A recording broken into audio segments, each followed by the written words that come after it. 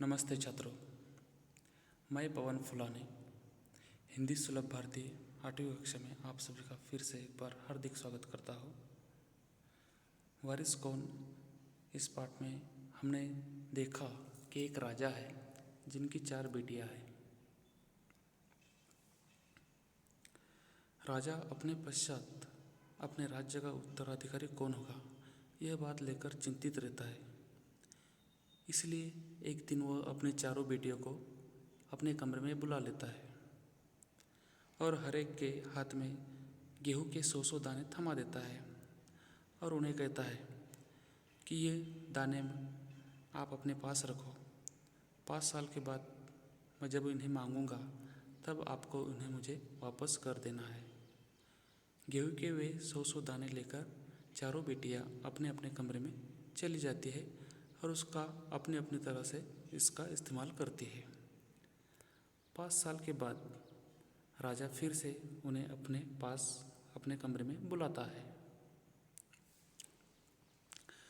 सबसे पहले बेटी को वो पूछता है कि मैंने आपको वे 100 दाने दिए थे, वे कहाँ है?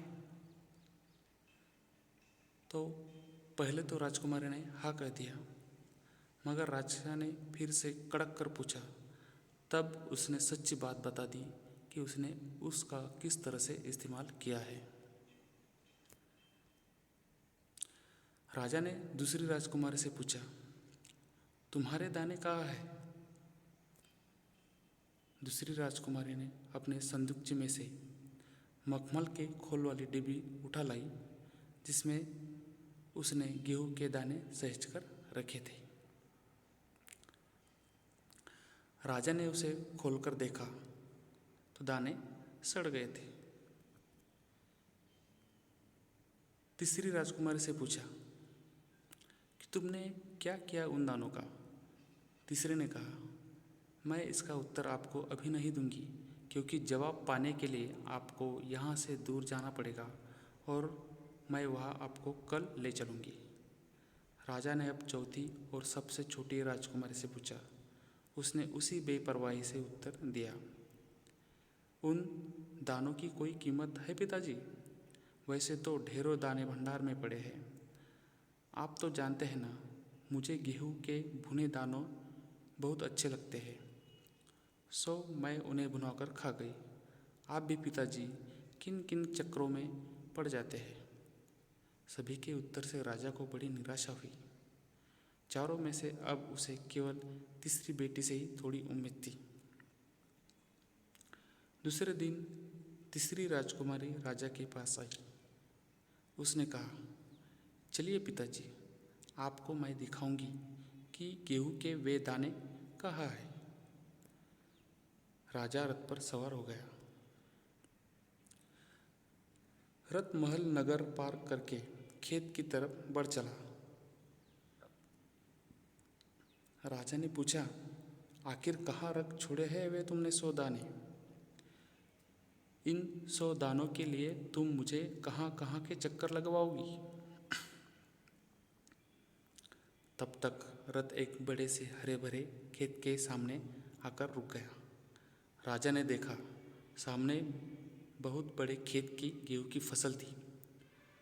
उसकी बालियाँ हवा में झूम रही थी, जैसे राजा को कोई खुशी भरा गीत सुना रही हो। राजा ने हैरानी से राजकुमारी की ओर देखा।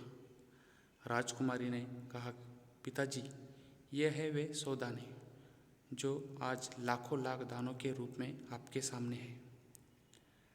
मैंने उन 100 दानों को बोकर इतनी अधिक फसल तैयार की है। राजा ने उसे गले लगा लिया और कहा, अब मैं निश्चिंत हो गया। तुम ही मेरे राज्य की सच्ची उत्तराधिकारी हो।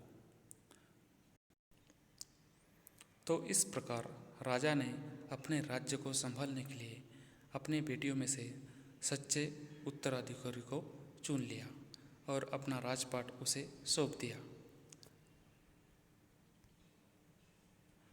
इस पाठ में कुछ शब्दार्थ है, जैसे कि सहेज कर अर्थात संभल कर, उम्मीद अर्थात आशा, मुहावरे, चक्कर में पड़ जाना, दुविधा में पड़ जाना, गले लगाना अर्थात प्यार से मिलना। अगर आपको मेरा ये वीडियो पसंद आया हो तो सब्सक्राइब करके लाइक ज़रूर कीजिएगा। धन्यवाद।